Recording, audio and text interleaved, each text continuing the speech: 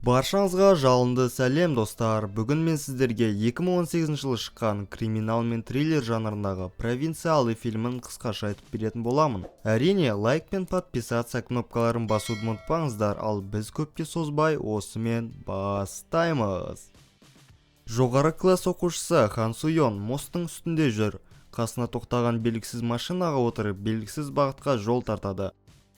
Бокстан танымал тренер Йоки Чоль қолындағы кубокпен бірге ресторанға кіреді. Бұл кубокты оқушыларының біреуі екінші орын үшін алған екен.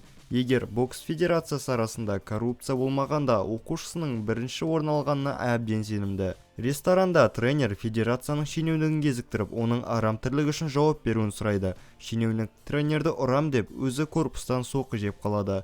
Осылай, тренерді шенеунікке шабуылдады деп, жұмыстан қуып жібереді.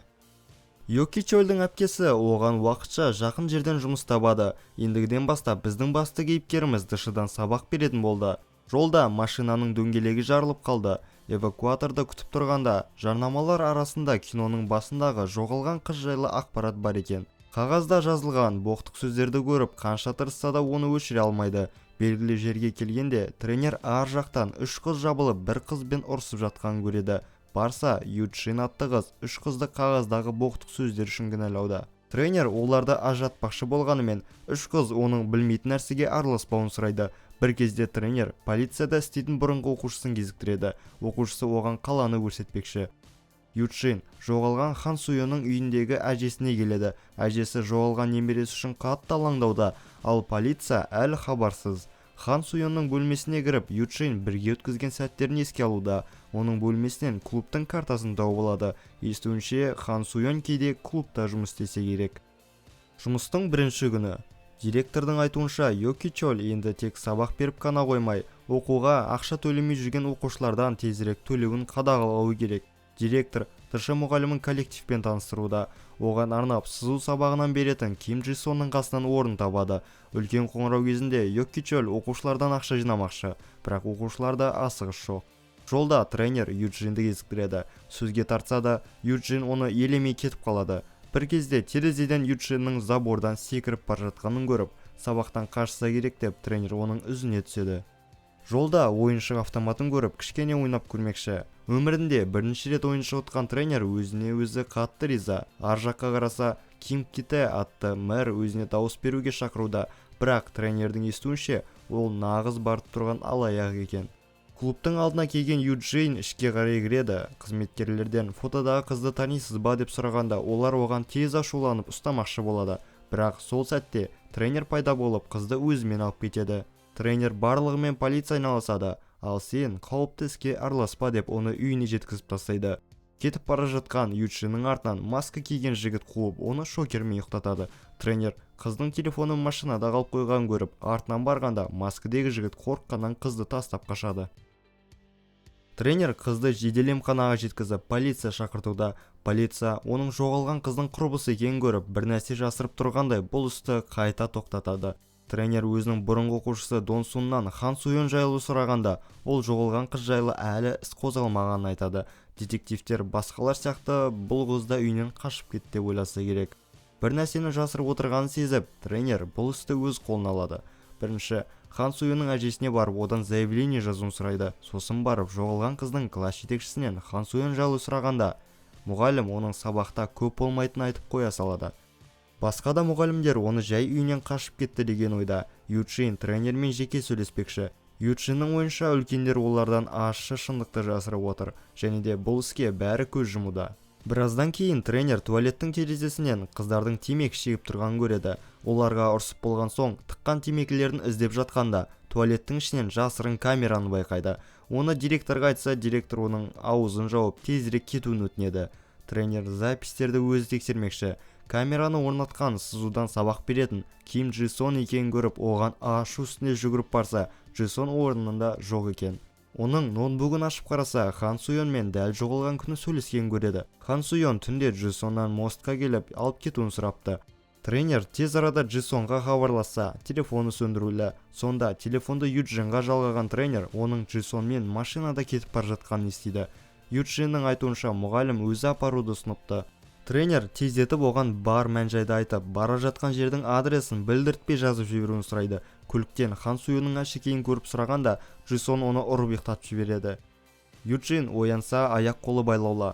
Шкафтан жоғалған Хан Суйонның телефонын байқайды. Тренер Джисонның үйін тауып, есігін сындырып кіреді. Аяғына жалынған Джисон одан бұл жайлы ешкімге айтпауын сұрауда. Джисонның айтуынша Хан Суйон сол түні клубтан алып кетуін сұраған екен. Жолда заправкаға келгенде Хан Суйон мұғалімге ары қарай үйге өзі жететінін айтып түсіп қалыпты. Кетіп қалған Джисон алаңда бірнеше минуттан соң қайта келсе, қыз орнында жоқ екен. Жақын маңнан оның сынған телефон тауып алыпты. Содан бері қызды әлі көрмеген екен. Джисонды полиция қамауда ұстауда. Тренер оның бір нәрсе жасырып отқанын айтса, детектив онымен келіспей телефон арқылы біреумен сөйлесіп кетеді. Келесі күні мектеп директоры тренерді кабинетіне шақыртып, оның жұмыстан босатылғанын айтады. Оның айтуынша, тренер міндетін дұрыс атқарамаған болып шықты.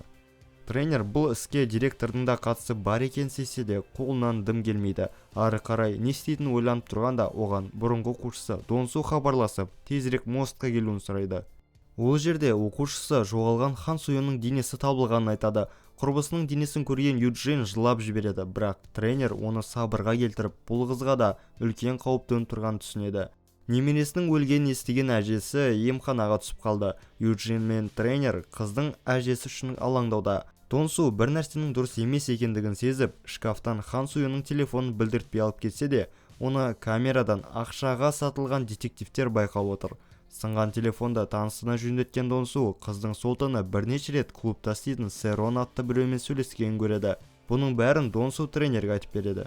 Қыздың өлімі жайлы естіген Серон оның клубта әнші болып істегенін айтады, және сол түні Хан Суйон мектеп директоры, мэр Ким Ките және полиция бастығы үшін қызмет көрсетіпті. Әжесінің ауырып қалғанын естіп, Хан Суйон ол жерден тезірек кетіп қалған екен. Бұл әрекеті үшеуіне жақпай қалып, әншіні қайтаруға үшеуі клубтың иесі Пакты жіберіпті. Сол кезде күтпеген жерден Пак пайда болып, қасындағы бас кесерлері тренерге қарулармен жабылады. Бәрін ұйықтатып тастаған тренер Пактан сол түні не болғанын сұрайды. Пак қызды өлтірмегенін мойындап, туалетте оны сызудан беретін мұғалім Джисон өлтіргенін айтады. Естуінше Джисон қыздың артынан ұзақ жүгірген екен, бірақ қыз үнемі оған отказ беріпті. Джисон мэрдің баласы болғандықтан полиция бастығына ақша ұсынып, бұл істі солай жапқан болып шықты. Тренер Донсуға хабарласып, Джисонның баяғыда босатылғанын естиді. Енді Юджинге қауіп төнгенін біліп хабарласса, жауап бермейді. Джисон Юджинді де алып қашып, оны белгісіз бір жерде ұстап отыр. Мэрдің келе жатқанын естіп, Джисон оны тезірек шефқа тығады. Әкесі оған тезірек Америкаға кетуін талап етуде, өйткені бәрі баласынан күдіктене бастаған екен. Шындығында туалетте жасырынып отырған қызды Джисонның әкесі алдағы репутациясын құртпас үшін өлтірген болып шықты. Мэр кеткен соң тренер Джисонның қай жерде екенін тауып алады.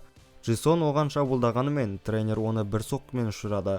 Ауыр халде жатқан Юджинді көріп, тренер оны жедел емханаға жеткізуде. Осы кезде мэр Ким Ките ең жоғарғы дауыс жинап, қайтадан қаланың мэріне айналады. Ашу үстінде тренер мэрдің машинасын қиып өтіп, оның күзетшісін ұйықтатқан соң дірілдеп отырған мэрді ұрмақшы болады.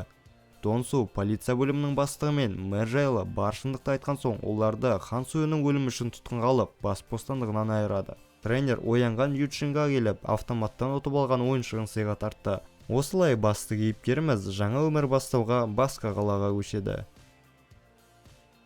Осылай біздің провинциалы атты киномыз аяқталады. Әрине, подписаться және лайк кнопкаларын басуды ұмытпаңыздар. Видеоны соңына дейін көргендеріңізге үлкен рахмет, және де келесі жүздескенше сау болыңыздар.